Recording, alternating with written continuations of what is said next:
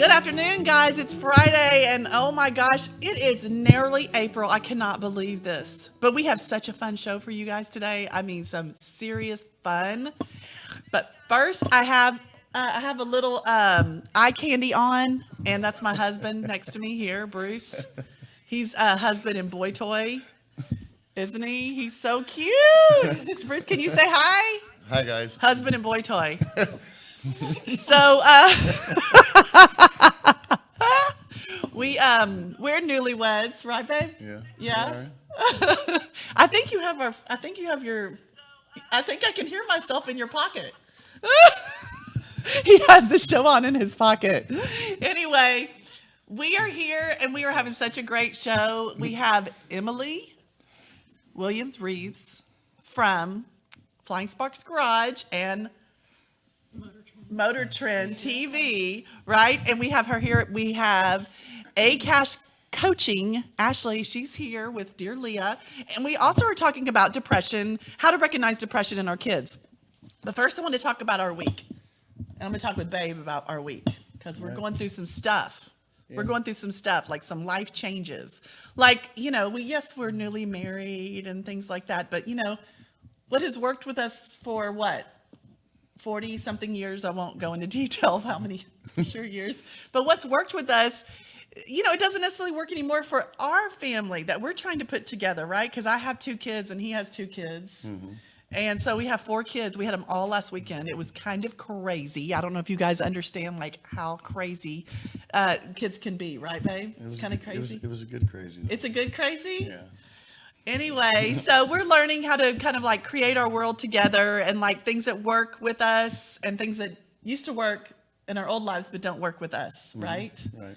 And it's kind of a new thing, right? It is. And we're kind of in a place where it's easy to worry every day. And I don't know if you guys can identify with that. I don't know if you guys worry. Okay, let's be honest. Everybody worries. But worry doesn't do anything, does it? No. Does it help? It just paralyzes you. How does it paralyze you?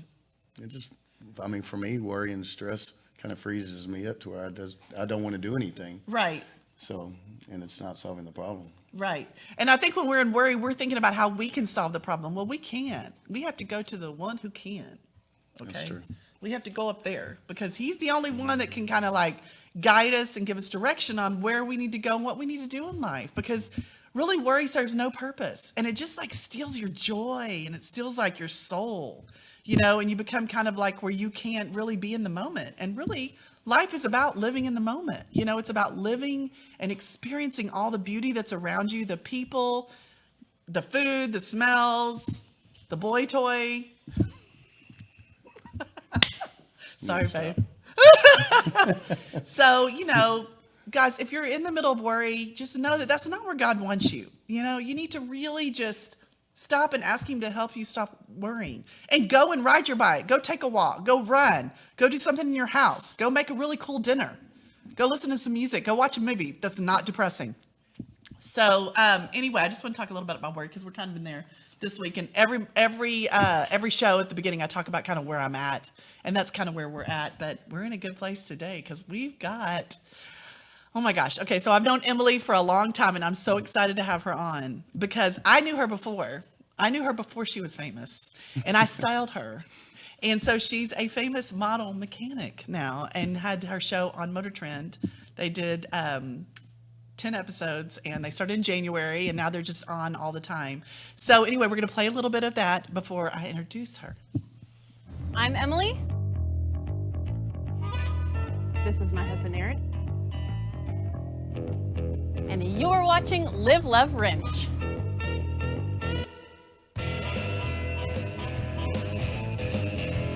Get out of here, Mack truck. I got somebody to catch up to. That's awesome. Thanks to Glenn holding the camera, you guys are along on the journey with us as we learn. You want to do those? Well, I'll certainly take a swing at it. True love is tightening exhaust pins together. That's right. There are many, many, many how-to videos out there. Say a little prayer. This isn't one of them. No. Wow. That is good.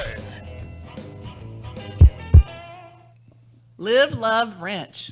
Right? That's right. Oh my gosh, we're here with the beautiful Emily Reeves. Oh my gosh, I'm so excited. You are intimidating. What? It's not fair, guys, that she's that gorgeous and she knows how to work on cars. Right?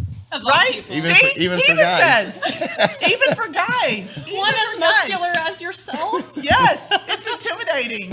He wouldn't want to get under a car with you, girl. Oh, I have a ton to learn. I don't know. I think that I just get so many kicks off of just trying. Yeah. And even with trying, you get a little bit done. You kind of, you progressively learn and you Right. just feel like a badass. So it's like, I mean, I'm not down with the whole intimidation factor, Yes. but like, it does feel really good to work on something and have that sense of accomplishment and feel like I'm a badass. Well, I love how you say that you try. Like she just goes, well, I'm going to try it. Exactly. And I'm going to try until I accomplish it. And then I'm like, look what I just did. Yeah. Yeah. And you exactly. build on that. So let's take it back a little bit. Yes. Okay. Let's do that. So you and Aaron are the stars of your show, Yes. correct? Yes. Now, when you got married, you just told me you got married, started working on cars and modeling in the same exact year. Well, we didn't get married that year because I was 14. Oh, well, that would not be good. I mean, it was a small town thing, but not that bad. You are from Malakoff, Sort of. a little way down the road. little but bitty Texas town. But anyway, so you met Aaron. Yeah, you we- met Aaron. You We've modeled. been You together started. so long. You started modeling and working on cars in the same year when you were 14. I was 14. Why did you want to work on cars? Because Aaron was working. Because I know his Yes, father. because that cute boy was working on cars. I wanted to be right next to him. So it was. So at first it was just he's cute. I want to get to know him, Yes. and I'm going to impress him. Well, I mean, I just wanted to be next to him at all times. Oh my gosh! Like it's if so he was working on, sweet. you feel that way, right? I do. Honestly, I do. Yeah. I think it fades for some people. It hasn't faded for us. Well, you We've can been together tell. 18 years. 18 years. So y'all been working on cars together for 18 years. Yeah. Okay, so this just goes to show that because she has a show, it's not something she just started and goes, oh my gosh, she looks cute working under cars. Let's put her like the tool girl, or Right. something like. That's No. not it. The No. thing is that this is actually a skill you have had for 18 years. So how did this start? I remember because you used to, she models and I style and I've styled her for many things. Yeah. But how did this all come about? This start your YouTube and all of this 4 years ago. Tell me what happened. Yes, and I love that question because it was really a big decision for me. Right. I don't take anything I do lightly, even like the modeling stuff. It's not a hobby or just something fun to do. Like it is my career, and Right. I really look at it seriously. So starting the YouTube channel, I looked at it that way as well because Right. growing up in the industry, doing commercials and being on one side of the camera, I learned so much just from being on set about lighting and production and, even editing. I became to like learn and appreciate all the aspects that it would take to do a show. And so, So she did her homework. yeah, Okay. I did, but also it was just kind of something that it was near to my heart. Like Oh, okay. I really liked the creative aspect of creating something, and especially in the shop where Aaron and I love to be Right. and love to create stuff. So I was like, oh my gosh, I want to do a show. And it was kind of a funny unfolding. It's funny to look back now. It wasn't funny then, but Aaron had gotten me headers for Christmas. Christmas. Wait, what are headers? I'm I so was gonna. lost. That's what I was He gonna. starts laughing. I was gonna explain to you what headers are. Okay, They're okay. they're a piece of the exhaust system, Okay. and they make it louder and they free up horsepower. He got too. her that for Christmas and she loved it. See, I told you she's yeah. everybody's dream girl. Oh, I was so excited! I pulled him out of the box. I was like, "Greatest Christmas ever!" I It was love really, it. That's awesome. It was very funny. So, in January the next year, which was 2015, the car was on a dyno, which is this huge machine that tests the power. Okay. So you can tune it, and then you can test the power and see how much power your car puts down, which is like a super intense experience, and it's kind of a rush, and especially because that was my car on the dyno. There were all these guys crowded around, and Yeah. the car's loud and it's badass, and I was just like feeling so good. Well, my oil system took a dump, and on a down rev, when it's going back to idle, it started knocking really bad. Oh, wow. And it was just, I was like, cut it off, shut it off, And so they shut it off, and I had spun a main bearing. because of the oil system, the oil system stopped Oh, okay. circulating oil, and Right. one of the machined pieces inside the engine went free and just Right. messed stuff up. So it was really bad, and it was sad. And we trailered the car home, and I cried. Oh, Well, that was my first car when I turned 18. So Oh I've my had that car. gosh. That was my first. So, and I got it in 2005. So I had already had it 10 years. Oh, wow. I was like, oh my God, Roxy. My car's name's Roxy. Oh, no, I know it is. So I'm a dork. So after that happened and Roxy's engine was toast, I was like, I want to build a big badass motor for this car. And so I was brainstorming about that, and I just thought, okay, this is the time. I want to do a YouTube channel where I do a build series on this engine and get some companies involved of parts that I'm going to be using, and we know that nowadays marketing takes place online. All Yes. of these social media Oh, platforms, definitely. YouTube, Oh, Instagram, definitely. Facebook. Yes. And so when I looked at that, I thought, okay, marketing is what I do right now as a model. Right. I market clothing. But it's very surface, and of course there is a timeline to a career. I mean, I can always model. There are models that we work with that are, in their 50s and 60s, and so Yeah. that's a possibility, but I knew that things would be changing. Shifting. Right, Yes. and I really wanted to expand my career into something that I really had a passion for, and so the automotive stuff was right there. I was like, oh my gosh, I get so many kicks off of working on stuff. I want to do a show, build series on Roxy's engine, and so that's where it all started.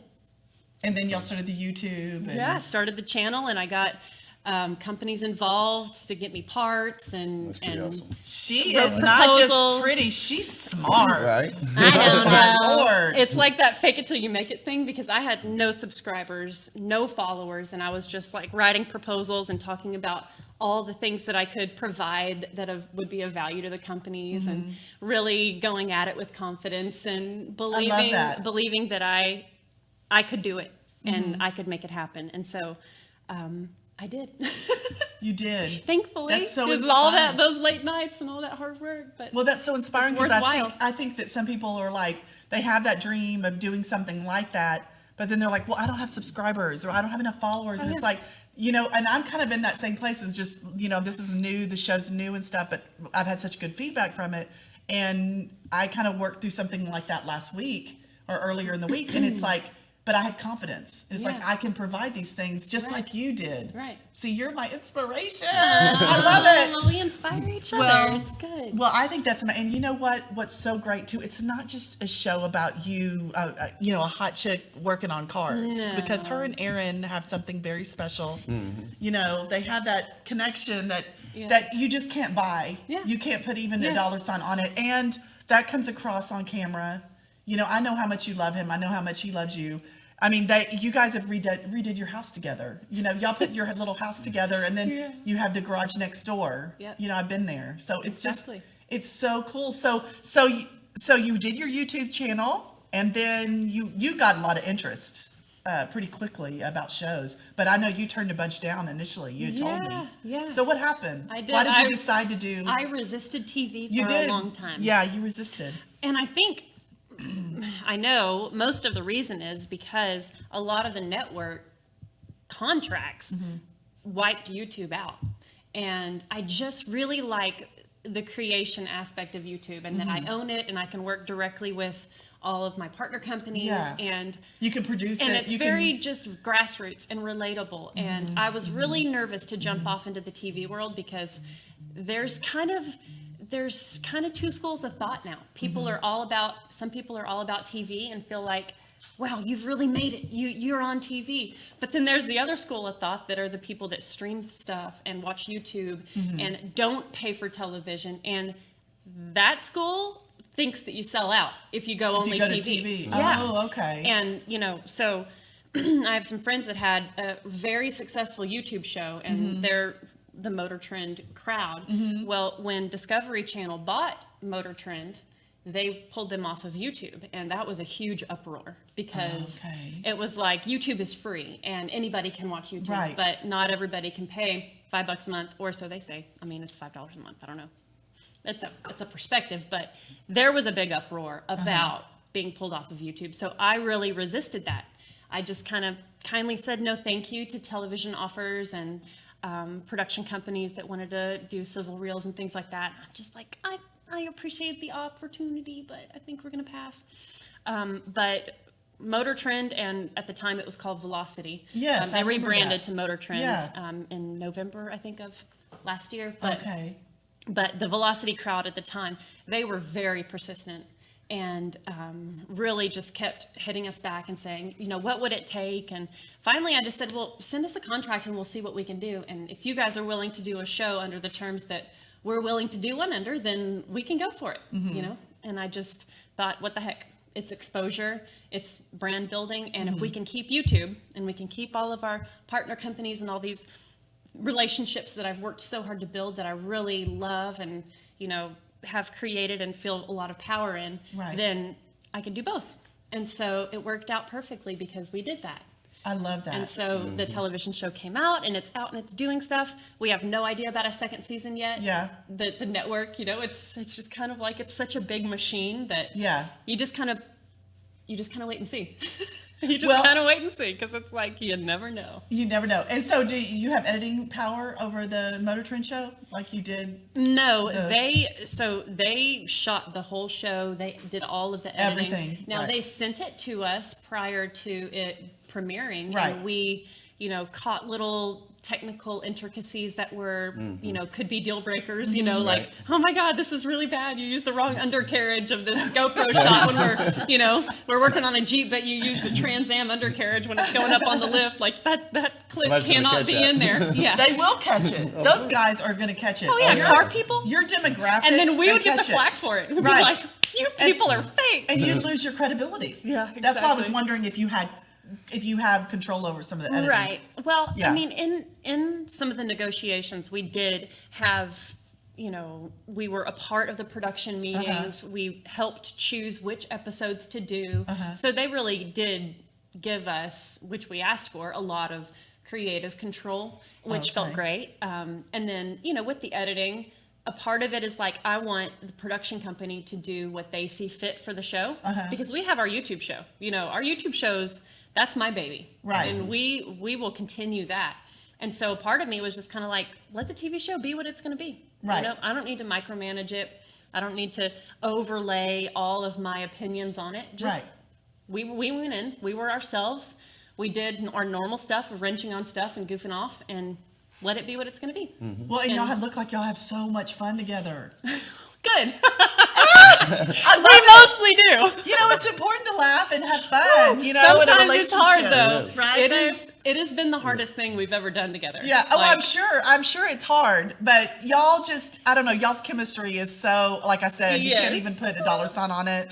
But we did have a question from one of your fans, and they had a Jeep, or they have a Jeep, and they want to know, do you work on other people's cars on the Right. show, or do you just work on your own? Right. Well, we get that. I mean, I get questions constantly of people Right. wanting us to work on their stuff. And I'm like, guys, have you watched our stuff? We are not professionals. We Google stuff on the show. You want to pay somebody that has to Google what?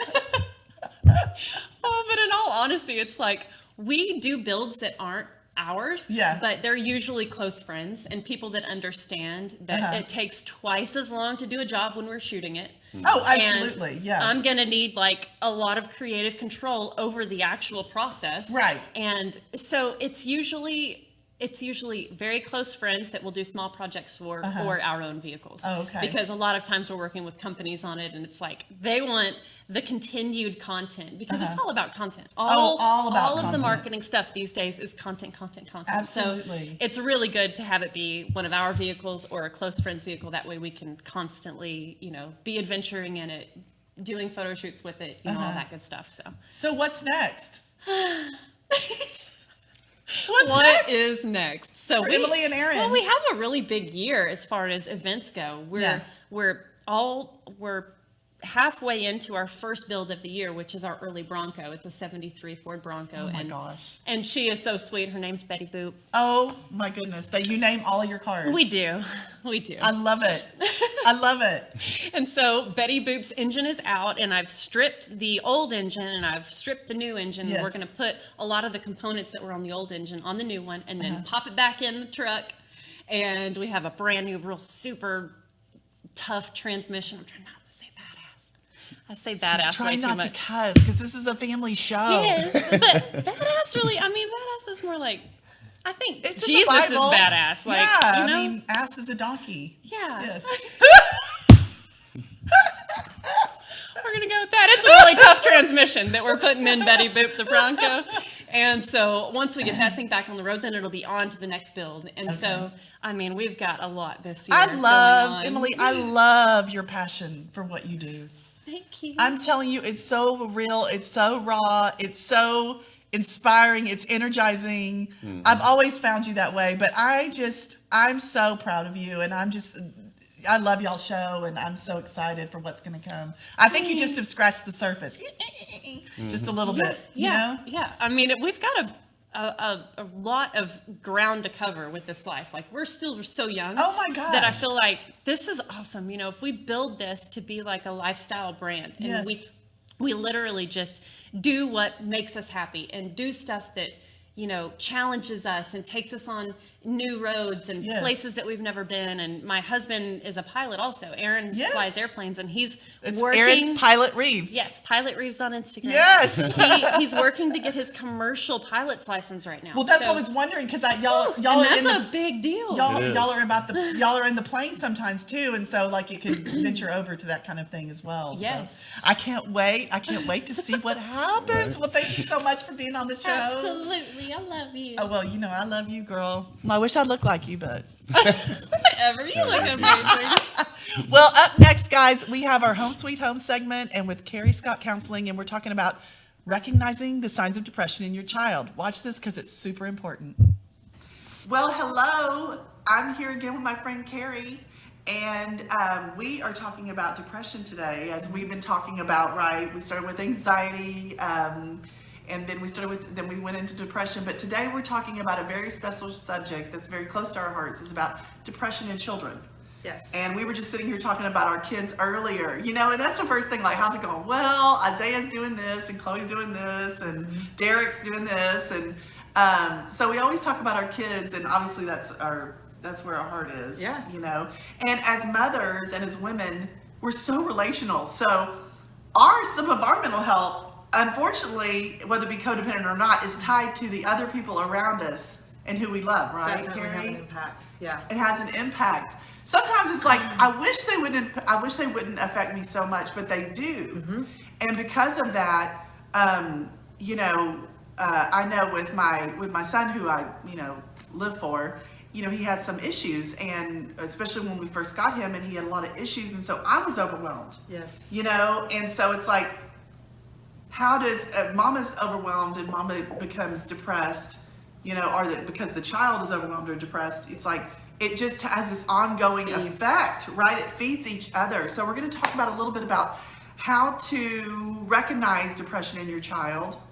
Maybe it's just the kid being a kid, and they're 13 and they're going through hormones, and it's just normal sadness and emotion, versus it being serious and something that we need to really pause and get in check before it gets worse. Because as we know, you know, depression and suicide are on the rise. I mean, I've never in my life heard more about it than I have in this last year. It's crazy. It's scary. It's crazy scary. So anyway, so I have Carrie here. And so Carrie, what are some things that like are just normal emotional behavior for kids, you know, that maybe we might go, oh, are they depressed? But maybe it's just kind of normal that they're going through emotionally. Well, I think in general, like kids' emotions as, you know, well as our emotions as adults, but we tend to be able to mask it a little bit better, I guess, with the maturity. But kids, you know, they're very fluid and they're all over the place. So in 1 minute, it's like hugging a porcupine, and I love that. Yeah, and then the next minute, it's like just the sweetest, most respectful child Yes. and joyful child, you know, ever. And they're kind of all over the place because, well, they're changing and they're growing up, and you know, that's just kind of the nature of children. Right. And so And sometimes it's hard not to respond to that sometimes. it is hard to Like not to respond get your that. feelings hurt and go, whoa, why are you trying to hug me now? You were just really rude to me. No way, I don't think so. You know, and we can't, because we're the adults. That's an emotional roller coaster. It really. is. It Yeah. is.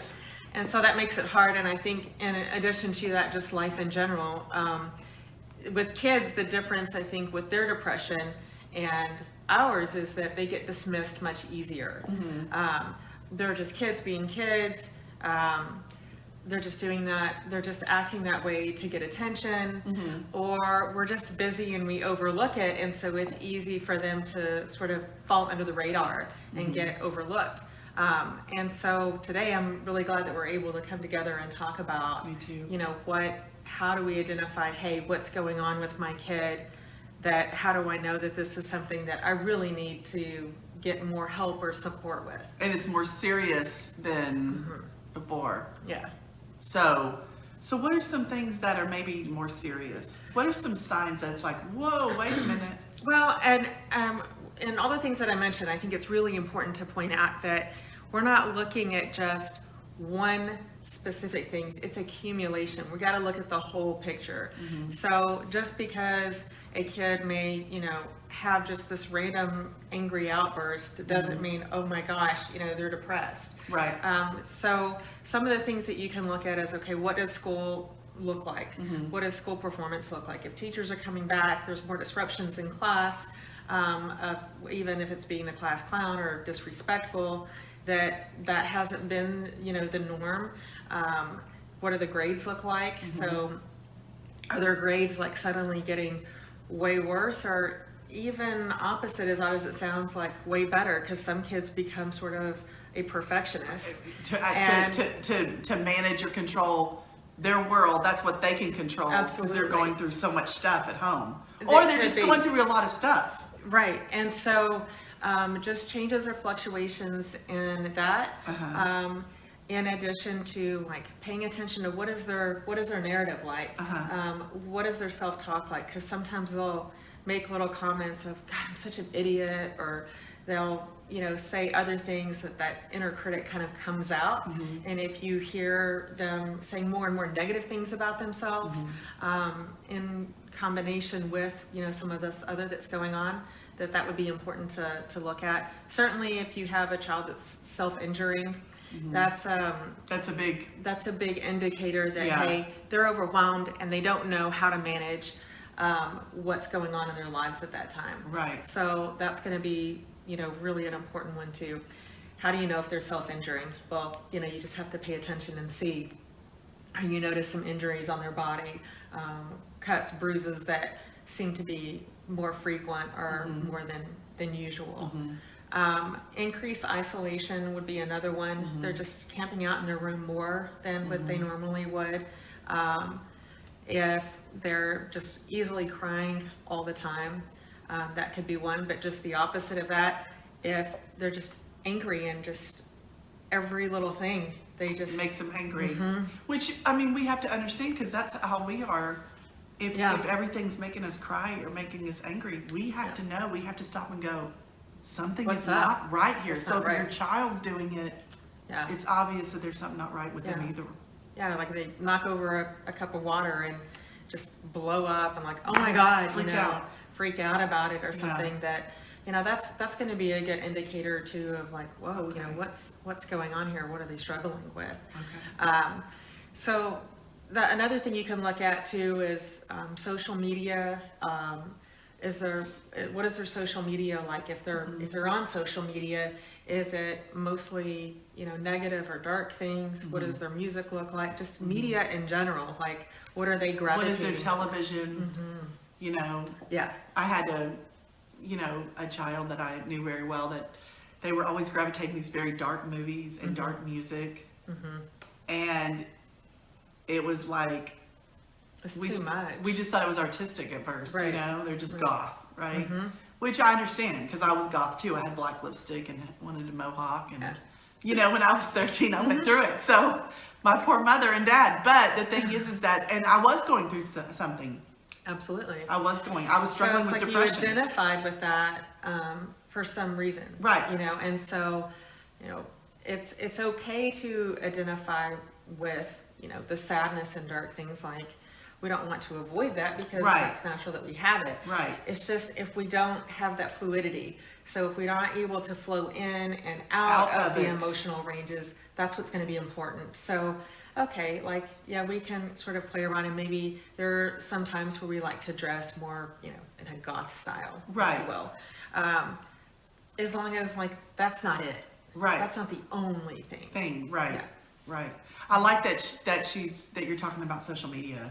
Right. Oh, Because yeah. it's like, that's such a huge part. And there's so often, like, that's a giveaway of with What's kids going today. on. 'Cause Yeah. They don't journal as much, and No, they do don't some of journal, those and other they hide things. it. They isolate. Yeah. I mean, like all of us. You know, if we basically could wear what we Google, if it would be on our face where we've been on the websites, we would all be in a little trouble probably. And Yes. so, that was a huge eye opener for me with one of my children, that when I figured out where they'd been online, Right. and I was like, holy Toledo, and I just been blind because I've been so busy working and things like that. It's like, okay, you can have tab time. Okay, go watch television.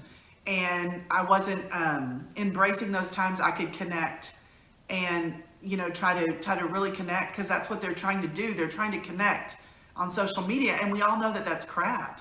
That's really not real. That's not a real human connection. Right. It really isn't. I and mean, it doesn't- does serve a purpose, and I mean, obviously there's some value to it, but when we're talking about really rich, in-depth connected relationships, that's not it's it. void of it. It It's is. void of it. And we were talking about those are great things. So just to review that, social media, looking at their social media. Yes, Like looking at their movies. social media, looking at overall school performance reports that you're getting back from teachers, looking at their narrative from day to day. How are they responding to situations? Is it congruent, the emotional response with the situation? So if they knock over a cup of water, are they just blowing up? Just having an overall view of, like, what are the pieces to the puzzle look like? And these are things that are very easy to overlook, but if we'll just give pause and kind of focus in on it, then it can be a good indicator. So to give pause and focus in on it are a couple of things that we can do, right? As parents, right? We obviously they need to be set up with the counselor, because they need to, you know, get evaluated and talk to someone. Number two, they need to maybe go to the doctor. Maybe they need some meds, maybe they don't. I used to be anti-meds, but I've seen how it's really helped me, and it's helped my son. And it's helped me because I've struggled with anxiety and depression my whole Yeah. life. So to get on Lexapro has changed my life. Right. Right. To deal with, because I can deal with life. I can deal with. And I think that my that's stress. what's important to remember is, like, it's what works for you. So for some Totally. people, meds work great. For other people, maybe meds isn't the way to go. Maybe it's just upping that physical activity, getting out in the sunshine more. I love getting that. the exercise. Gross So- motor for kids is so important. It's very especially important. boys. You know, I used to Yes. make Isaiah stay outside for 3 hours. It's like, go run around, go do the block 20 times, go to the stairs 25 times, because the therapist said that's what he needs. Absolutely. Well, we all need it, right? We all need it. But We all need especially it. kids, I mean, imaginative play and being able to go out and engage and just have that ability to just explore and do what the mind does. Right. And use their imagination is so important. Right. Even at, 13 years old, it's not, just when they're really young, but It's when they're older too, because he goes out and play basketball and stuff. Because those endorphins kick in, and you feel good about yourself. You're exploring. Maybe you're playing basketball. Maybe you're riding your bike. Maybe you're like, challenging yourself and setting goals and overcoming them, and going and increasing your self-esteem as well. Yeah. Which is good. Absolutely. Because being sedentary doesn't do any good for anyone. And so that's the thing. But then also, let's just get real honest here, because I'm in recovery, and we talk about being rigorously honest with ourselves. What can we do as parents? What are we not doing? And I know that it's easy to blame ourselves, right? We want to say it's our fault. It's not necessarily our fault, but I will say this. It is our fault when we can't deal anymore, and we're just like, go to your room, go do TV, go get your tab. I can't deal with you right now. I'm too busy. I've got to work. I've got to do this. And Carrie brought up something earlier. What she did is engage your child. And what I've been doing with Isaiah too is engaging. Yeah. Hey, come and help cut up the onions, or come help me cook, or Right. let's do the dishes together. Or, Yes. hey, he wanted to come to my Sunday school and sit with me. I wanted him to go to his kids' Sunday school, but he wanted to come with me. And I'm thinking, how amazing is that? My 13-year-old son wants to come and sit with me why say no to at that? church. And then we were sharing a Bible and reading scripture together. And it's like, those are really great connection moments. And I have to tell you, because I've been trying to connect more, his attitude towards me and at home is way better. It does get better. Yeah, and I think that C word is so important, connection. Yeah, connection. And, you know, kids are not going to just naturally oftentimes do it on their own. Some will, but you're right. Like my kids came home, I was working on dinner. Yeah. And before I had to go back and see some more clients. And I said, hey, you know, come help me. I chose one of the kids to come help me peel the potatoes as we were getting ready for dinner. And no, he didn't want to do it first because sitting on the PlayStation, It's so much you better know, seemed than at peeling the potatoes. time after a long day of being at school, he just wanted to veg out. Yeah. But you know, he gave me a little bit of kickback, but I said, no, I mean, come in here Come on. and help me do this. Right. And it was a great opportunity, even though it's small. I think we get overwhelmed with the idea of like trying to, you know, build Rome in a day, so to speak. And really, it's through these small engagements that can be really powerful. He came in, I had the opportunity to say, wow, you did a great job. He felt accomplished. And it wasn't strenuous on his mind or anything, but he contributed to, you know, the family meal, which was so important. Right. It's those small things. And, you know, and you had made the comment about, you know, it's not about blaming the parents. It's not. It's Right. not even about what's right or wrong, but it's what's working, what isn't working, what's Right. healthy, what isn't healthy. Right. That's what our goal really is. Yeah. And so we see like, hey, you know, we just need to reset because the way things have been going, it just hasn't quite been working. Right. And so maybe it worked for a little while, but now it's not. We need to scale back or regroup and kind of do things a little bit differently. Right. I mean, we can get really overwhelmed and just weight ourselves down with a sense of guilt. Let's not do that. We don't need to do that to ourselves. It doesn't help anybody. It doesn't. And Yeah. just to pray every day and say, God, how can I connect? Well, first of all, how can I connect with you better? And then how can you, then just please guide me to connect with the ones I love better every single day. For me, my faith comes into, you know, action where it's like, okay, just one thing. Let's keep it simple, stupid. You know, the KISS technique, which is, I love. Keep it simple, stupid. What is one thing I can do? Yes. What's one way we connect today, or even to just everyone around us, and not through social media. It's something, a real human creative. connection, because we need that. And I'm not anti-social. I love, obviously, you guys know I love social media. I mean, yeah, it is fun. But it's like, how can we really connect to people around us? You know, other mothers. You know, how can we reach out to someone that we know? You know, normally we're like, oh, we're busy. We know she's going through a hard time, but, you know, I'm just so busy. It's like, but how can you not reach out to her, you know, and just connect and know, hey, girl, I'm going, like, just like we were. Yes. I'm going through the same thing. Just They're a quick 13. check-in. Yeah, It's like, so it's going to be powerful. okay. It is. You know, and I think even with our children, that's important. So this is very, very helpful, Carrie, you know, Good. because I feel like we struggle with it. Our kids are struggling with it. At least we are, like you said, mature and can put a voice to it. Right. But when your kid's acting out at school, to me, that's like, I'm overwhelmed, Mom and Dad. I can't deal with life. That's right. So I'm going to show you, because I can't really communicate, that I'm really not in a good place, you know, if it's consistently acting And I out. think like sometimes it's so easy to get distracted by that and get frustrated of like, really, I've got to come off work and Right. go and What are you doing? What is Yeah. going on? Why did and you do this? Go straight to that punitive Yes. like punishment. Right. Like, now you're grounded or whatever. But use that as an opportunity to say, hey, you know, what's going on? What's up? What's happening? You know, and just check things out first. It doesn't mean that they're not held accountable. It doesn't mean that they don't have consequences for their actions or anything like that. But just use those as opportunities also to just check. Hi, guys. That was such a great segment. Thank you so much, Carrie. We're going to continue to be talking about recognizing depression in children and then what to do. You know, we kind of skimmed over it, but there's a lot we can do as parents, and even just at home, you know, in connection and things. So thank you so much, Carrie Scott. But our next segment is with dear Leah, my dear friend Leah, and her guest, Ashley Cash from A Cash Coaching. Oh, look at you. Oh, girl. look at that. Oh my gosh. Hey, that's me. This is a woman that's just free because she's free to get all the cash. All of Yes. it. Free to ask for everything that she's worthy of. Absolutely. And all that great stuff. Yeah, So welcome totally. to the show. Thank you Yes. for having me, ladies. Of course. Very of honored course. to be with y'all today. We are. I was just telling you that I am in that place of it's hard for me to ask for what I know I'm worth, and you know, to know, oh no, it's okay. You know, no, it's not okay anymore. I'm nearly 50. You're gonna pay me what I deserve, or I ain't gonna do it, right? So anyway, Leah brought her here. Yeah. Y'all tell me How did y'all meet? Actually, okay, so Ashley was with a Boss Women group. Yeah. They did a lunch. They asked me to come out and speak. And it was a great event. Yeah. And again, just to say to who Ashley is, just bringing women together Okay. to talk about those hard issues about wanting to ask for more, or knowing that maybe you're in a position where you're supposed to be paid more salary wise, but your male counterpart is probably getting paid more than you. Like, how do you have that conversation? And so we started having lunches outside of that, and she told me about A-Cash coaching, and I was like, wait a minute, outside of these cool, funky brunches you're doing, this is the conversation that people need to hear, women need to hear about, so we can feel comfortable going into boardrooms and saying, I deserve this, I'm valuable. Like you said, shouldn't be till somebody's 40 and 50 to have that conversation. You can have it right now. No, absolutely. Absolutely. That's just my codependency kicking in. And I have that problem too. Your money is more important that you hold on to it. I don't need it, even though, it's not that, that's not it.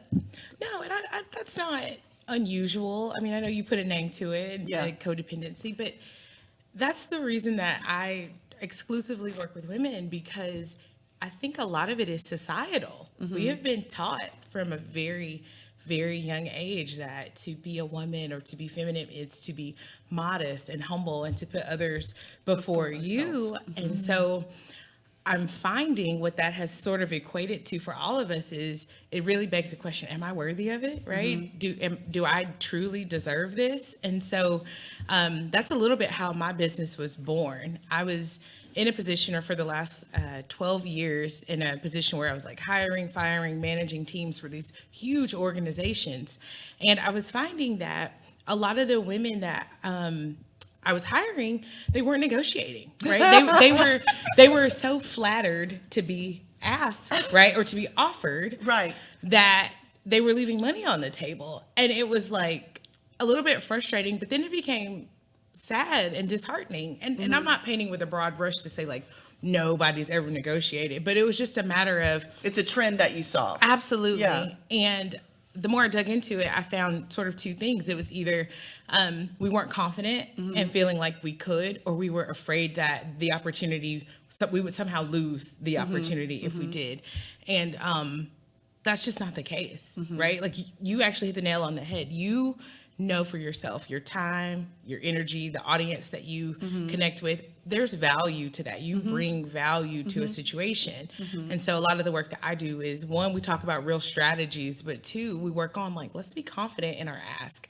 And let's don't feel like that I'm going to lose something by asking. Do you kind of flip it the other way around to make them think like you're going to lose me or my value? So it's almost like a mindset thing. It is. So how do you do that? How do Yeah. you flip it around? Well, I think the first thing is I like to start with confidence and feeling worthy of the opportunity, right? And that's some work that sometimes we have to do internally. But I always like to make a list of like, this is what I'm bringing to the table. These are my receipts. Right? Like I have All the all receipts. of my I have receipts. all the receipts. Right? This is what I have done that has added value. Yeah. So if we're talking about a company or we're talking about a personal brand or a business, this is all of the stuff that I've done. And then I sort of look at that, especially like in a job situation, this is the problem that you need solved. I have receipts of and evidence of how I've done that.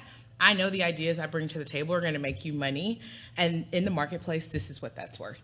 Okay. So I always sort of lead with what I bring to the table. And then I think of it as like Leah said, you will be very lucky for me to help you solve your problem. Is that what you do, Leah?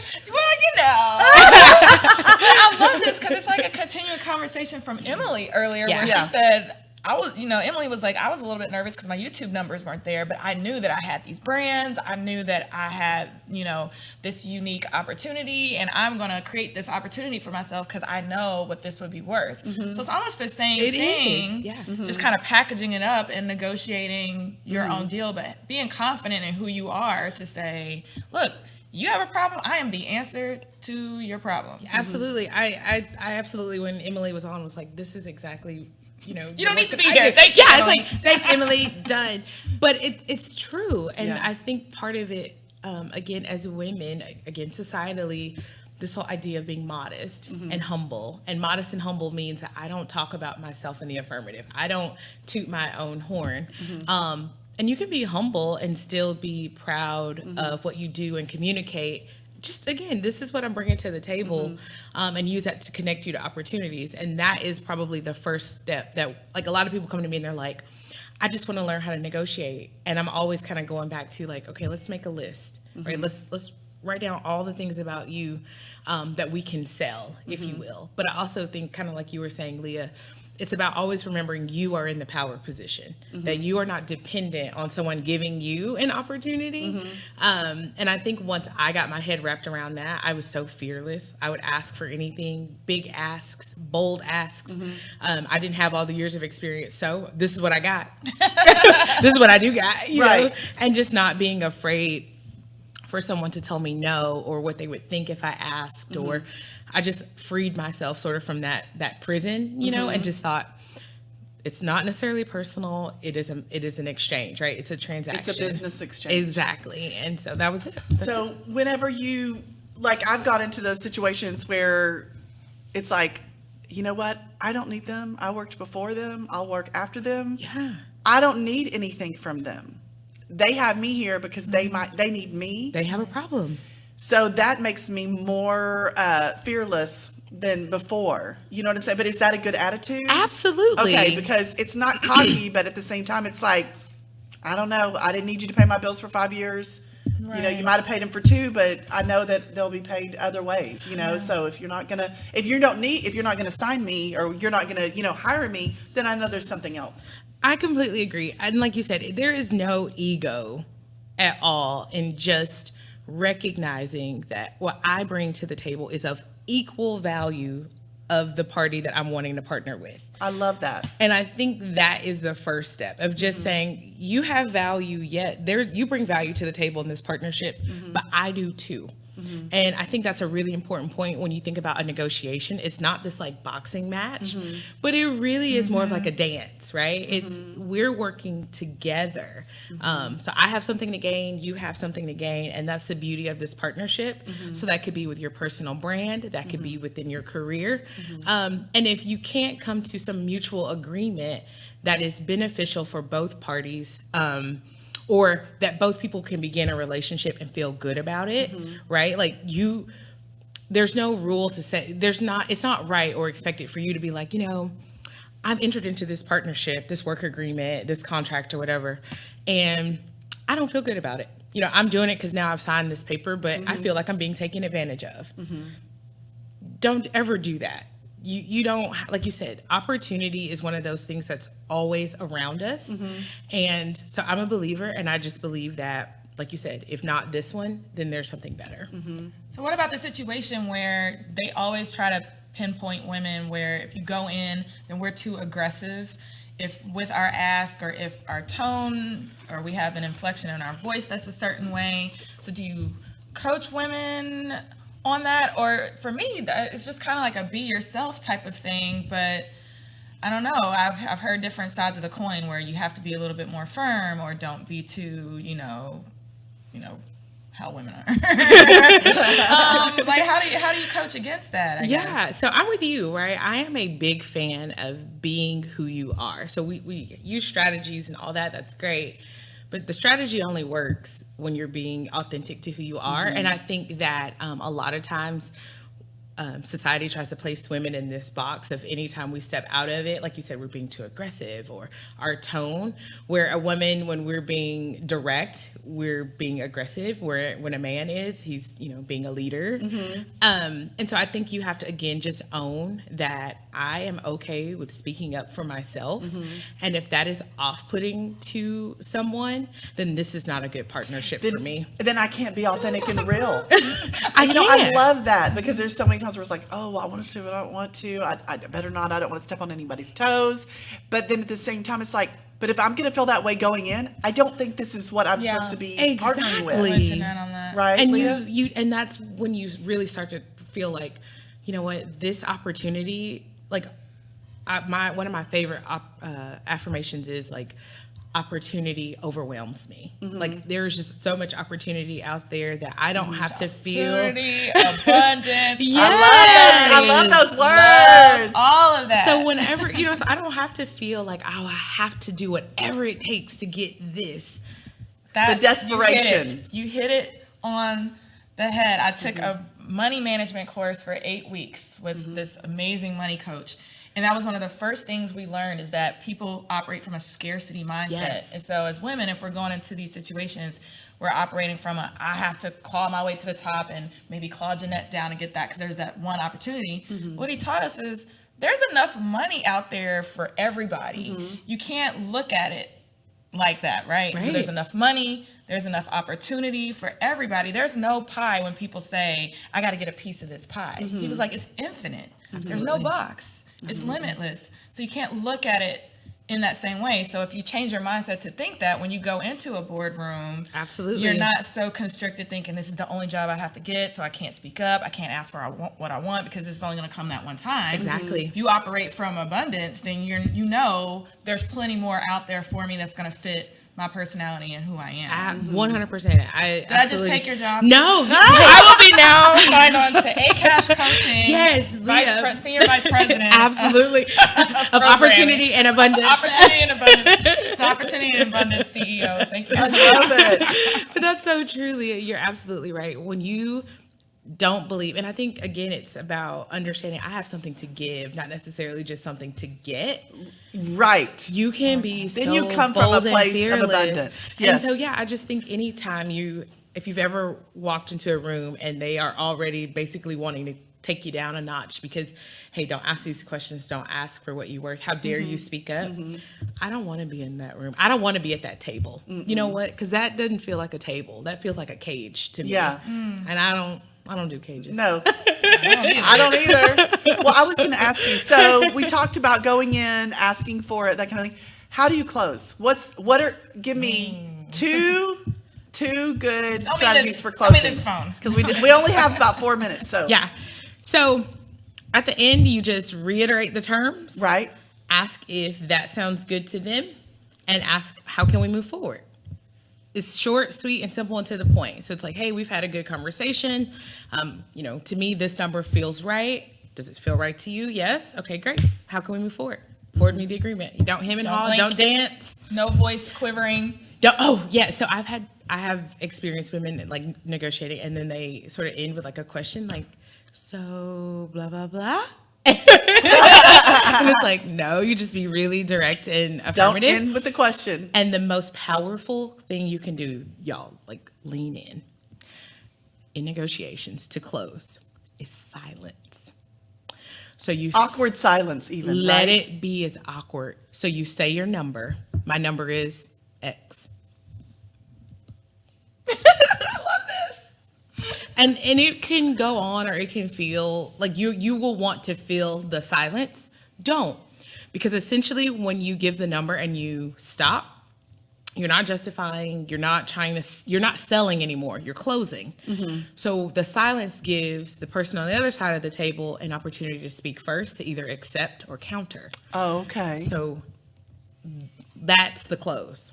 Your number, Silence. silence. How can we move forward? Next steps. Ooh, that's some good coaching. Ashley, I love it. For free. Ooh, you're about to come back. But if they want to see more of Ashley and Jeanette, Where do we go? you're going to go to my women's conference. Yes. Next Oh, yes. Saturday at WeWork Legacy North in Plano. Ashley will be there. She is Yes. our opening keynote speaker to talk about a lot of the things of what you just heard, but with more tips and tricks for you to put that into Activate action. her. Activate her. WeWork. WeWork. Legacy North, activateher.eventbrite.com. Jeanette will be there telling Yes. you how to do what we're doing today. Podcast. Podcast. Chloe's going to be there working the red carpet with Girls Inc. Chloe has her own video production team that will be following her around as she interviews our guests. It's going to be And it's gonna be Leah phenomenal. is producing the entire thing. I'm hosting the event. I but love I'm putting it. everybody else to work. I love it. so- I love it. Thank you guys so much for joining us. I mean, I learned so much I did too. every single Friday, but Like, I just feel like, thank you for that free coaching. Where can people find you? Yeah, absolutely. So you can visit my site, my website, ashleyncash.com, or follow me on the gram at ashleyncash. Yes, and we'll also be reposting her video, her segment as well on the Southern Fried Tea Instagram and then also the Facebook. So, and then I'm sure she will too. So, Of course. thank you guys so much. Have a great week, and we'll see you back here next Friday.